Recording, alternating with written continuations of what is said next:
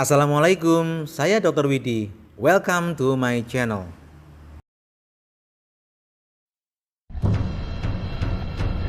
Sambil membawa tabung oksigen, belasan warga ini antri demi mendapatkan pengisian ulang oksigen. Kelangkaan stok ini menunjukkan bahwa kebutuhan oksigen meningkat terutama setelah terjadi lonjakan kasus COVID-19 di Indonesia. Ketersediaan oksigen di Rumah Sakit Rujukan COVID-19 di Pati, Jawa Tengah mulai menipis.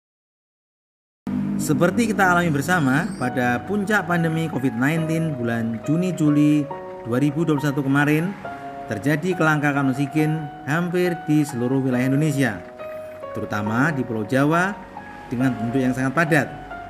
Hal ini membuat kalang kabut banyak pihak karena menyangkut keselamatan pasien dan kondisi psikologis masyarakat.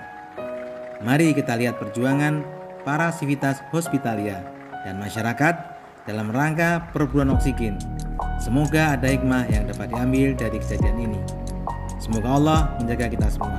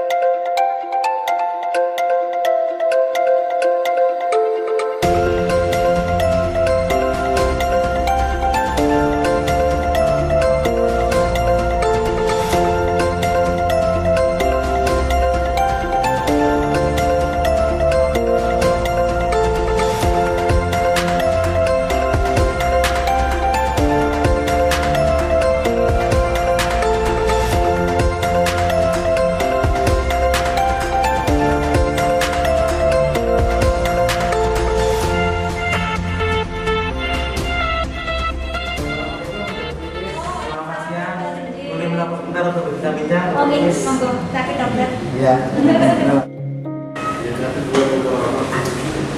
Jadi Dokter Is, kami ingin mengetahui cerita atau situasi bagaimana tentang rumah sakit, kemudian tentang pasien dan keluarga pasien pada saat puncak pandemi kedua 2021 kemarin ya, bulan Juni-Juli kemarin ya.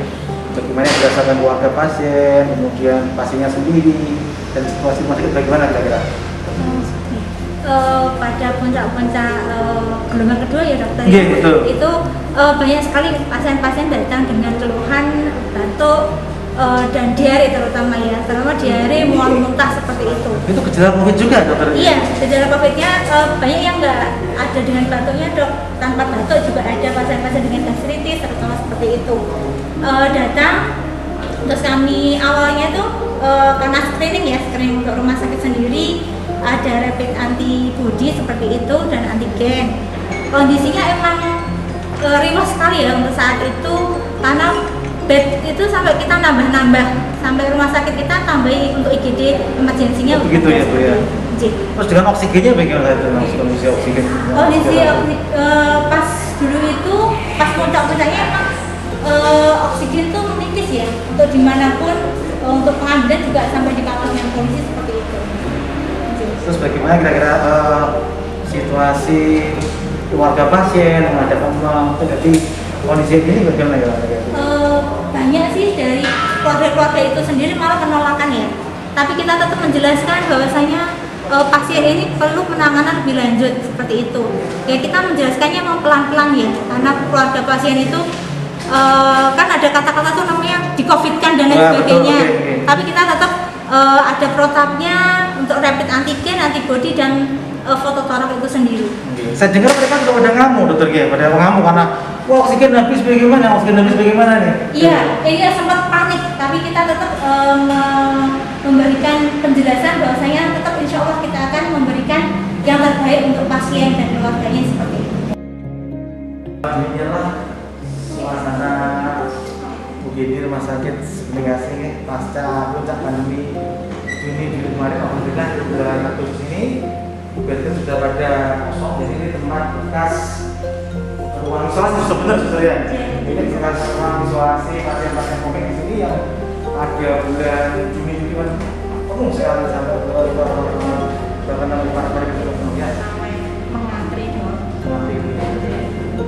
Suster, ini bagaimana bisa ceritakan kira-kira ya, waktu itu kan demikian panik ya, jadi kan yang tahu kondisi di kamar di kamar perawatan isolasi gitu, kan di bangsa-bangsa yang masih banyak itu, dia bisa menggambarkan suasana pasien, suasana keluarganya bagaimana nanti kira-kira seperti ini. Iya, dok, pasien itu datangnya itu tidak terkendali ya, tidak terkontrol. Pasien itu banyak sekali yang dengan keluhan yang sama, batuk, pilek, demam.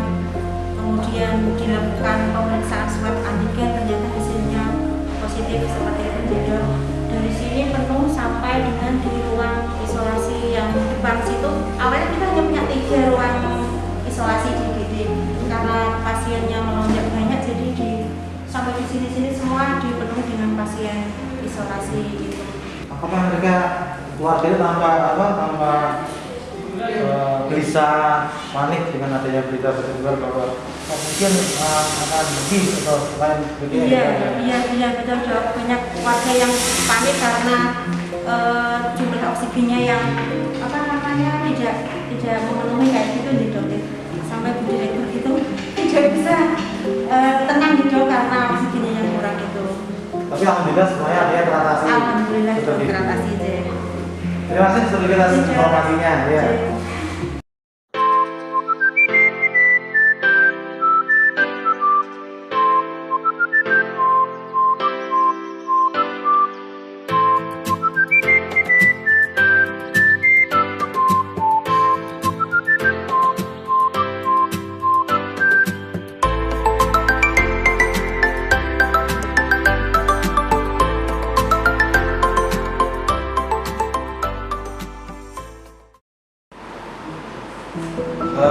Kali ini kita akan mewawancarai Ibu Dr. Indah Setianti. Beliau ini adalah Direktur Rumah Sakit Sebening Tahayu. Selamat siang Ibu Indah. Selamat siang Bapak. Assalamualaikum warahmatullahi wabarakatuh. Waalaikumsalam warahmatullahi wabarakatuh. Begini Ibu Direkturnya, pada puncak pandemi COVID-19 bulan Juni dan Juli 2021 kemarin, kita merasakan semua bahwa terjadi kelangkaan oksigen yang membuat kepanikan di masyarakat, dan juga terjadi kepanikan juga di rumah sakit ya, karena adanya kondisi itu. Barangkali Bu Direktur bisa menceritakan bagaimana situasi Rumah Sakit Sebening pada saat puncak pandemi Juni-Juli kemarin. Terima kasih Dr. Lidi atas kedatangan Dr. Lidi berkenan hadir di rumah sakit kami, Rumah Sakit Sebening Tahayu Pati, untuk sekedar berbincang-bincang mengenai pengalaman kami dalam mengelola pasien-pasien COVID ketika terjadi puncak di bulan Juni dan Juli, di mana pasien di seluruh Kabupaten Pati meningkat lebih dari yang diperkirakan. Jadi sebelumnya saya mau cerita, Dok. Jadi dulu pada bulan Januari 2021 itu kami mulai melakukan pelayanan COVID itu hanya dengan 7 tempat tidur. Kemudian pada bulan Mei itu kami tambah menjadi 17 TT. Pada awal Juni itu terjadi ledakan pasien, di mana semua rumah sakit merasa kewalahan untuk menerima pasien-pasien yang membludak. Jadi atas arahan dari Bapak Bupati, kami menambah jumlah TT khusus untuk pasien COVID. pada bulan akhir Juni itu sampai 64 titik, dan kami selalu bornya 100%. Jadi 64 itu setelah penuh itu hampir tiap hari kami menolak pasien karena tidak ada ruangan lagi untuk pasien-pasien yang berdatangan. Dengan meningkatnya pasien, kami tentu sudah siapkan sarana prasarana yang mendukung untuk pelayanan COVID. Nah, yang jadi masalah itu mengenai kebutuhan oksigen, karena kami selama ini kan belum pernah merawat pasien COVID. Begitu pasien datang itu dengan kondisi perburukan sehingga membutuhkan oksigen yang lebih banyak. Lalu upaya-upaya apa yang dilakukan oleh pihak rumah sakit untuk mengatasi hal tersebut, Direktur? Pertama-tama untuk pengendalian ketersediaan oksigen itu saya pegang sendiri.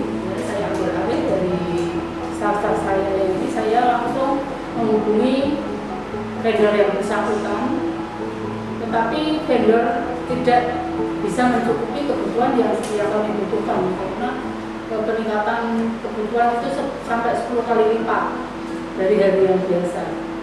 Kemudian kami berkoordinasi dengan Bapak Kadinkes di Pati.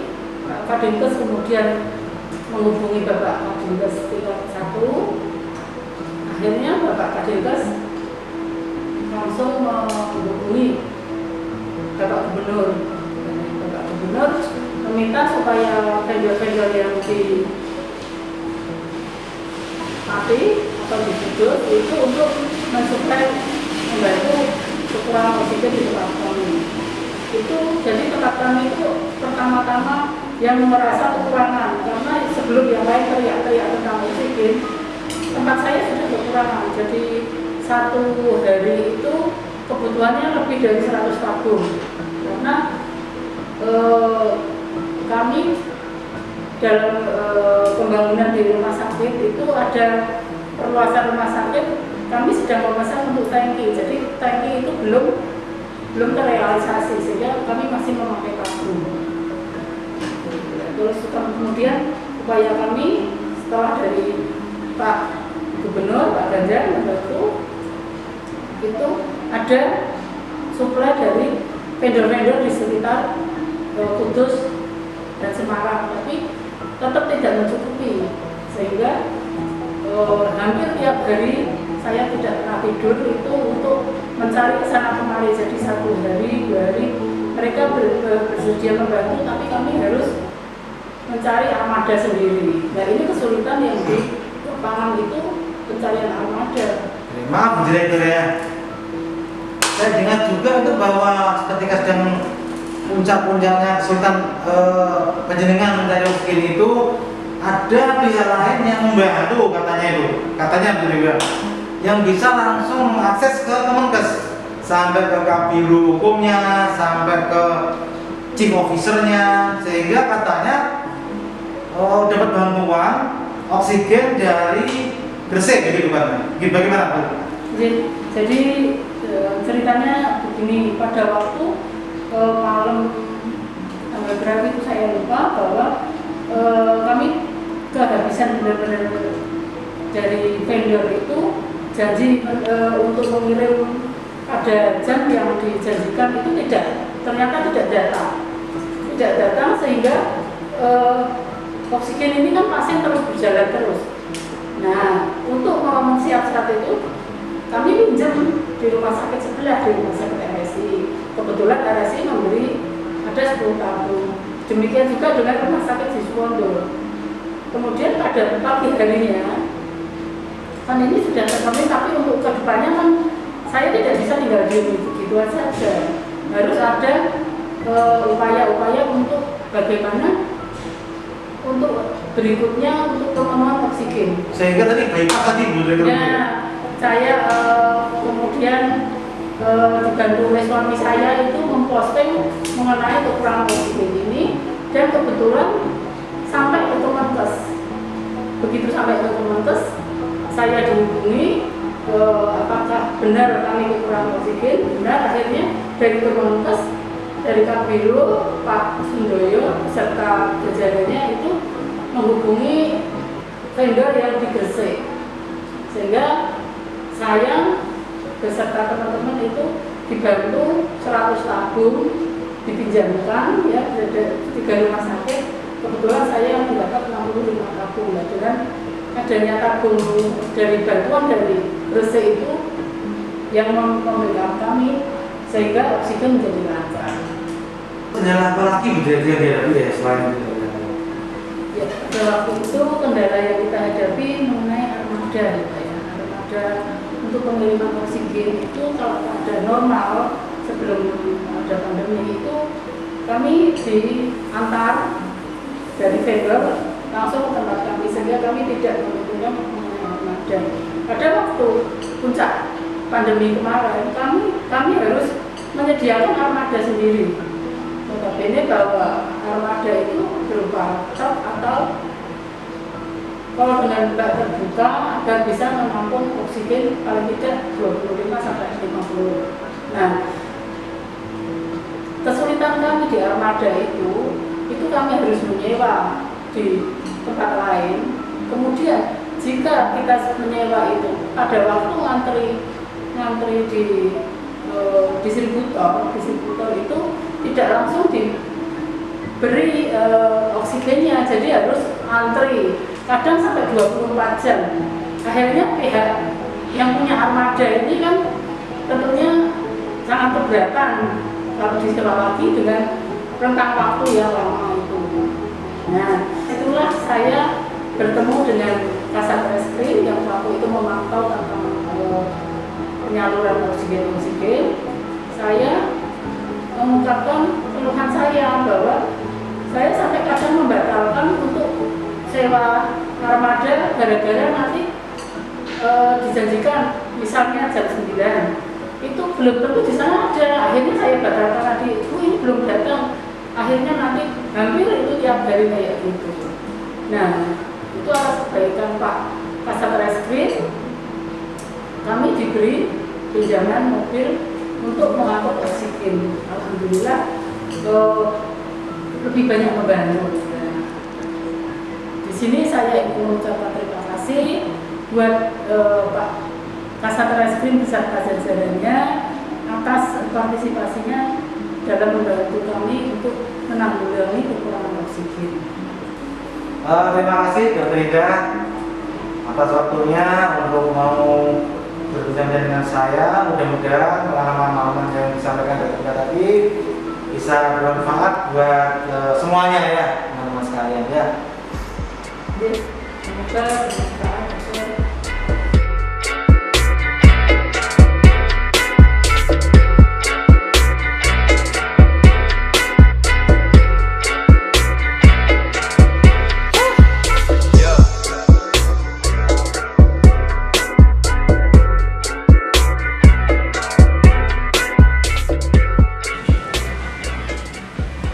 Assalamualaikum, halo teman-teman, saya Dr. Wiki. Saya ada di kantor Kasat Reskrim Polres Pati.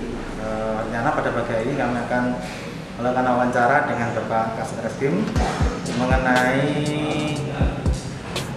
bantuan dari Satreskrim kepada rumah sakit di Pati untuk pendistribusian oksigen, terutama waktu puncak pandemi kemarin pada bulan Juni Juli 2021.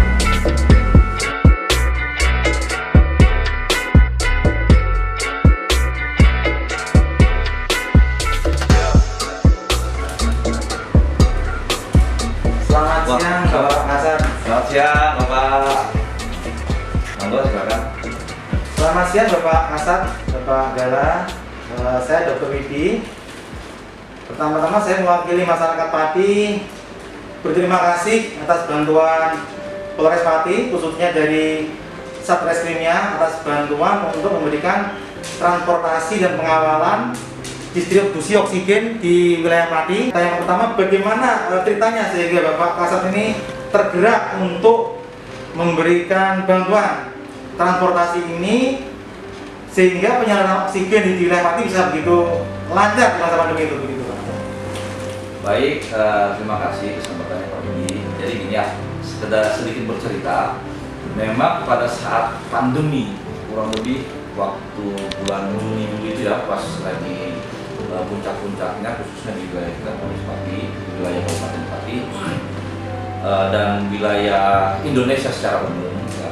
Memang ada instruksi dari Bapak Presiden, Bapak Kapolri juga, dalam hal ini melalui Bapak Kapolda dan Kapolres Pati, untuk agar Polri ya, dalam hal ini khususnya Polres Pati juga agar turut serta dalam membantu penanganan COVID-19 ini. Kemudian pada saat itu kan memang posisinya situasinya lagi tinggi-tingginya tuh di Pati waktu itu ya. Kemudian stok oksigen hasil penyelidikan kami dan koordinasi kami dengan rekan-rekan dari kesehatan, kemudian rekan-rekan dari rumah sakit di wilayah Pati dan juga wilayah Jawa Tengah rata-rata ya, terjadi kelangkaan oksigen. Setelah itu kita diinstruksikan untuk ikut membackup, ikut menanggulangi kelangkaan ini. Nah, jadi awalnya itu kita memang lebih ke sekedar komunikasi, mencari informasi di mana yang kurang.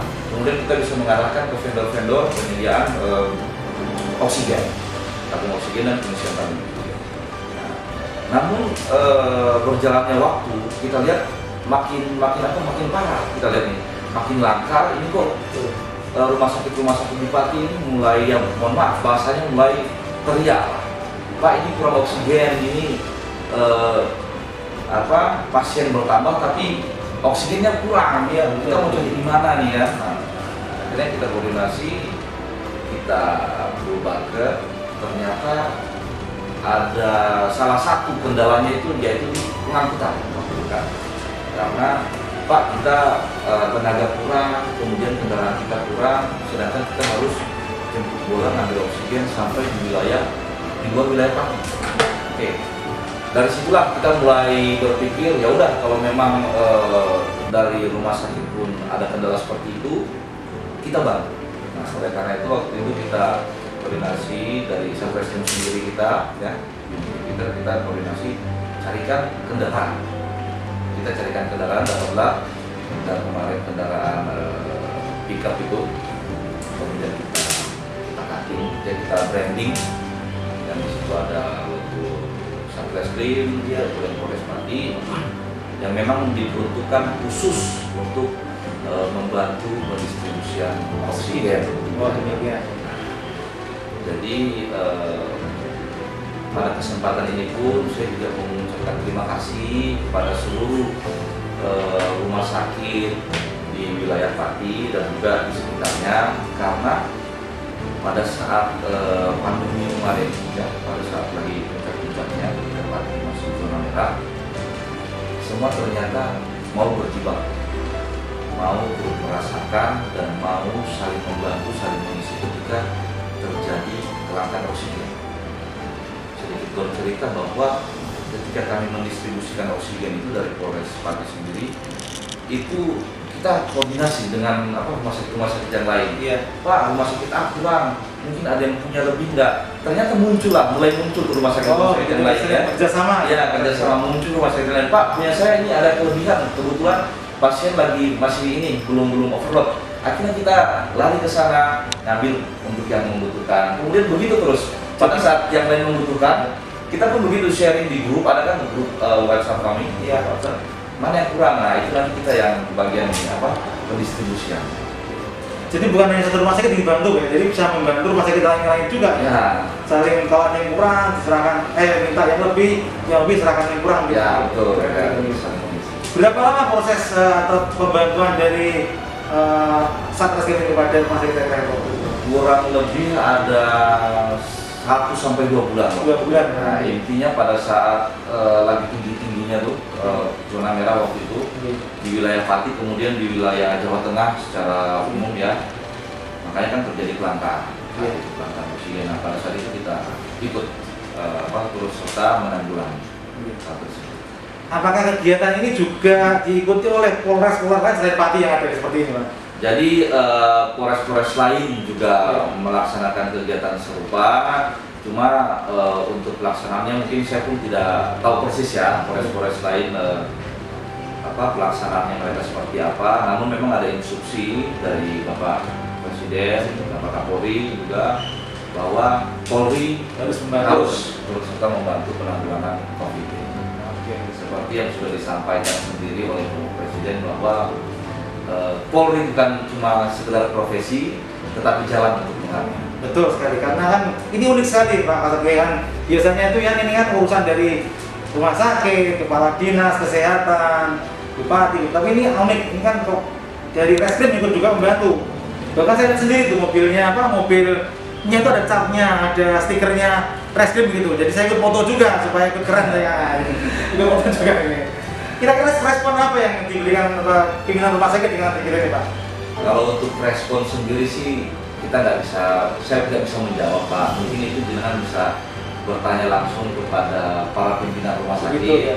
Cuma secara tidak langsung dan beberapa kali memang kita ngobrol ya dari rumah sakit di Pati ini ada ucapan apresiasi dan ucapan terima kasih lah secara lisan kepada kita Satreskrim Polres Pati ya, kepada Polres Pati sebenarnya bahwa kita telah membantu untuk menanggulangi pandemi di Pati. Oke, terima kasih. Demikian teman-teman ya cerita dari Bapak Kasareskrim, Bapak Gala ini ya, yang sangat unik saya kira ya, karena beliau ini adalah reskrim tapi ikut membantu mendistribusikan oksigen di Pati. Yang mudah-mudahan hal ini bisa juga diikuti oleh polres lain di seluruh Indonesia, sehingga setiap ada masalah terutama kelangkaan oksigen atau yang lain bisa diselesaikan dengan baik. Terima kasih saya kira. Sebagai ucapan terima kasih dari rumah sakit yang telah dibantu oleh Satreskrim Polres Pati, maka Ibu Direktur dari Rumah Sakit Bekasi ingin menyerahkan sekedar penghargaan kepada personel dari Reskrim Pati yang akan diwakili saat balik oleh Bapak Gala. Monggo silakan. Terima kasih atas kerjasama yang telah membantu rumah sakit kami sehingga oksigen dapat terpenuhi dengan lancar. Sama-sama Ibu ya, kita juga yang penting keselamatan masyarakat nomor 1 ya, seperti itu. Terima kasih banyak kami terima ya Ibu. Terima kasih. Demikian kerja keras para sivitas hospitalia, aparat dan masyarakat dalam berburuan oksigen pada puncak pandemi kemarin. Harapan kami di masa yang akan datang antar instansi pemerintah dapat saling berkoordinasi untuk menyediakan oksigen bagi vaskes dan masyarakat. Semoga peran serta aparat dan masyarakat yang berjalan baik dapat diteruskan. Terima kasih untuk semua pihak yang telah membantu. Salus Populi Supreme Esto. Keselamatan rakyat adalah hukum tertinggi. Sehat semuanya. Sampai jumpa pada video yang akan datang.